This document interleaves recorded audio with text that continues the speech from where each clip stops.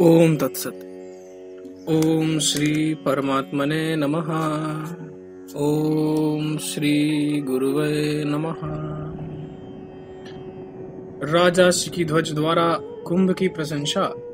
कुंभ का ब्रह्मा जी के द्वारा किए हुए ज्ञान और कर्म के विवेचन को सुनाना। राजा द्वारा कुंभ का शिष्यत्व स्वीकार।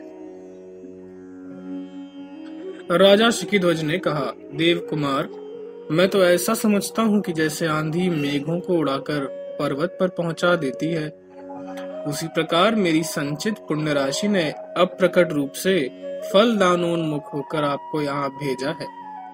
साधो, आपके वचनों से तो मानो अमृत टपक रहा है।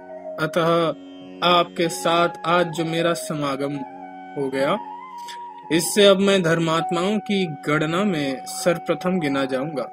प्रभु, साधु समागम से चित्त को जैसी शांति उपलब्ध होती है, वैसी शांति राज्य लाभ आदि कोई भी पदार्थ नहीं दे सकते, क्योंकि सत्संग होने पर सामान्य रूप से अपरिमित ब्रह्मानंद रूप सुख प्रकट होने लगता है, जिससे कल्पना जनित सुख प्रदान करने वाले राग आदि दोषों का विचार ही नष्ट हो जाता है। देवपुत्र के वेश में चुड़ाला बोली, साधु श्रेष्ठ, छोड़िए इस कथा को।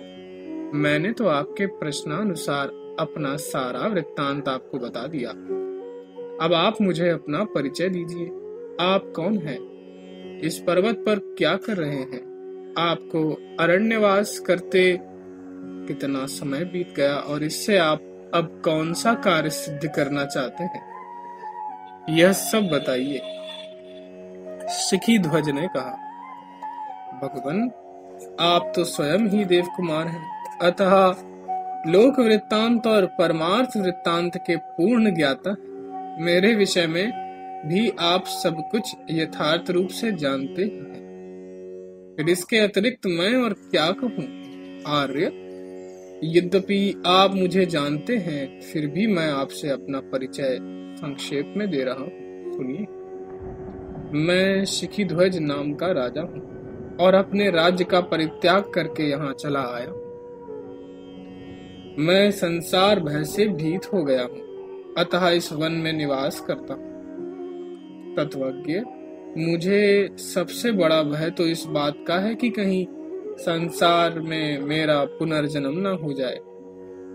यद्यपि मैं दिग दिगंतों में भ्रमण कर रहा हूँ और कठोर तप भी कर रहा हूँ, तथापि मुझे अभी वास्तविक शांति प्राप्त नहीं हुई।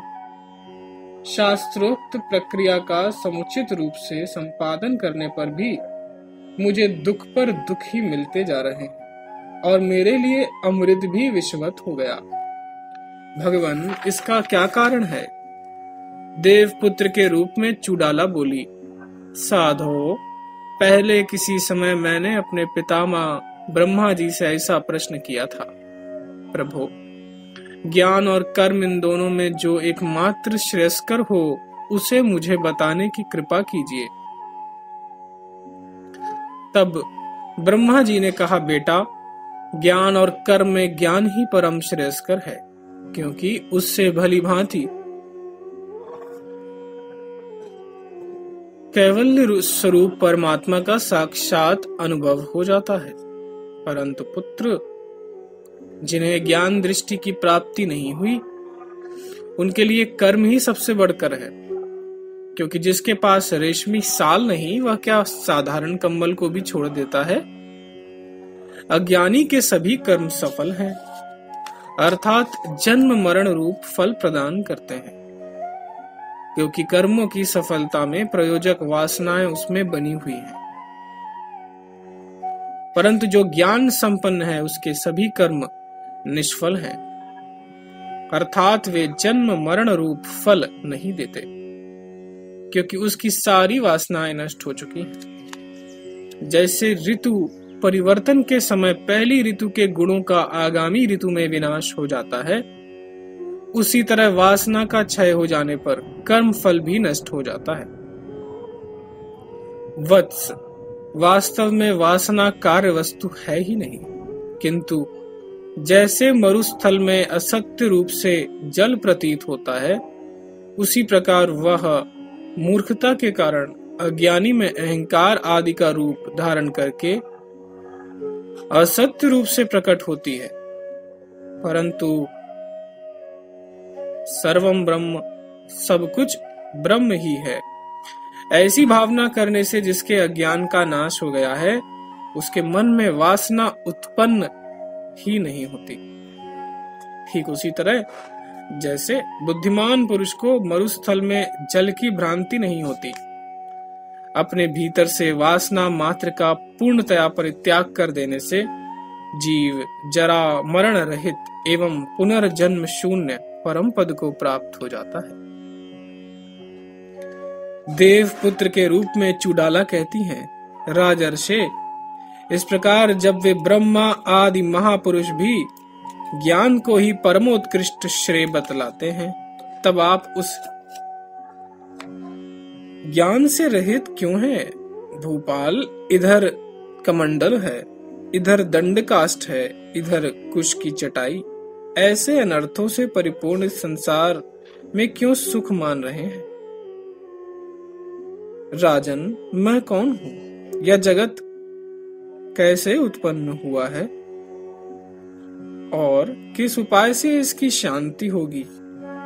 इन प्रश्नों पर किस लिए आप विचार नहीं करते? क्यों अज्ञानी बने बैठे हैं? नरेश, जो सगुण निर्गुण रूप परमात्मा के तत्व को जानने वाले हैं, ऐसे महात्माओं के पास जाकर बंधन कैसे हुआ और मोक्ष का उपाय क्या है, यो प्रश्न करते हुए आप उनके चरणों की सेवा क्यों नहीं करते?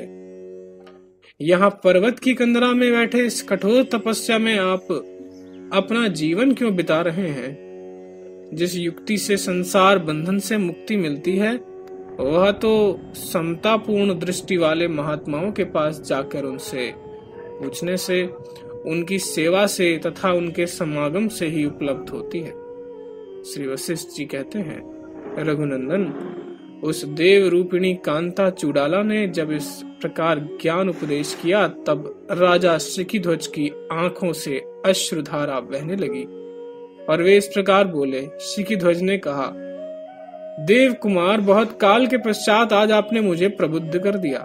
अहो, इतने दिनों तक साधु समागम का परित्याग करके मैं जो वन में निवास करता रहा, यह मेरी मूर्खता का परिचायक है।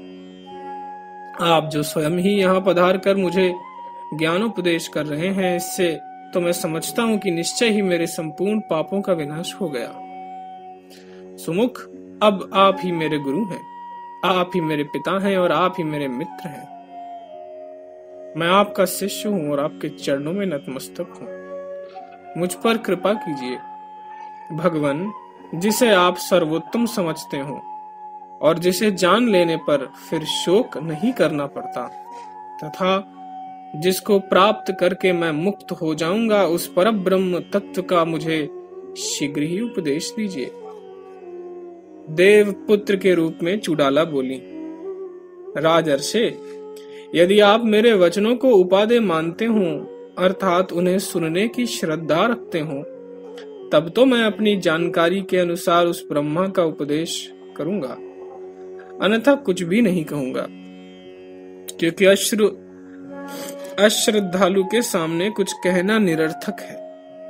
साथ ही जिनके वचनों में श्रोता की श्रद्धा नहीं होती और जिससे कौतूहल से प्रश्न किया जाता है, उस वक्ता के वचन निष्फल हो जाते हैं।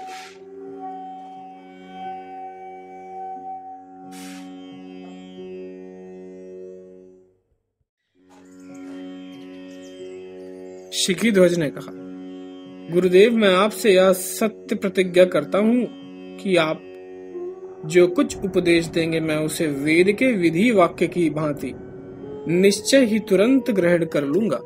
देवपुत्र के रूप में चुड़ाला बोली, राजर्षे, जैसे छोटा शिशु अपने पिता के वचन को बिना ननु नच किए प्रमाण बुद्धि से स्वीकार कर लेता है, वैसे ही आप भी मेरे इन वचनों को ग्रहण कीजिए।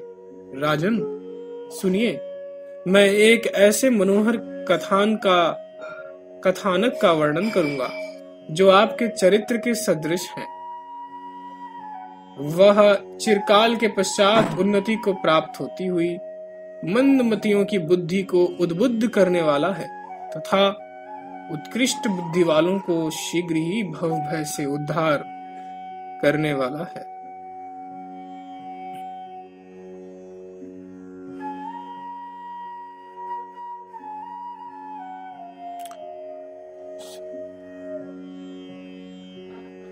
ओम तत्सत, ओम तत्सत, ओम तत्सत।